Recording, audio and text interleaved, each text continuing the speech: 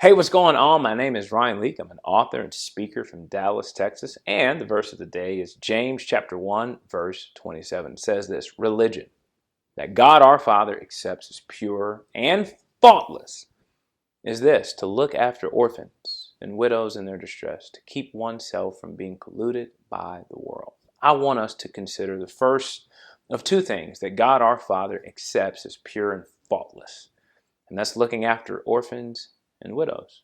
It's one of those things I think most would agree that we should do something about it, but it can be difficult to live out. Why? Because how many conversations have you had where you ask somebody, you know any orphans?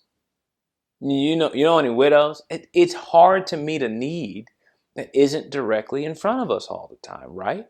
I mean, my wife and I were reading this verse actually when we were dating. She said, "Don't you think we should look for a way to practice this verse?" I said, "Babe, I don't know any widows or orphans in our mid-20s. That's just not my space." She responded, "Yeah, but you do know a lot of people.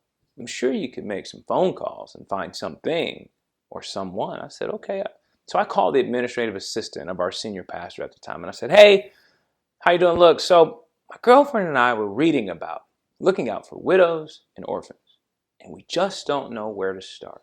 So I was wondering, you know any widows?" She said, "Oh my gosh, yes, I do. My aunt, she just lost her husband and is drowning in medical bills. So we actually were able to help a widow from just one phone call." I think what this verse really requires is intentionality. If you're trying to look out for widows and orphans, I highly doubt you'll fail. But if you're not actively trying to do so, I highly doubt it'll happen on accident. So I encourage you today to be intentional with looking for those who could use your help. That's what I want you to think about today.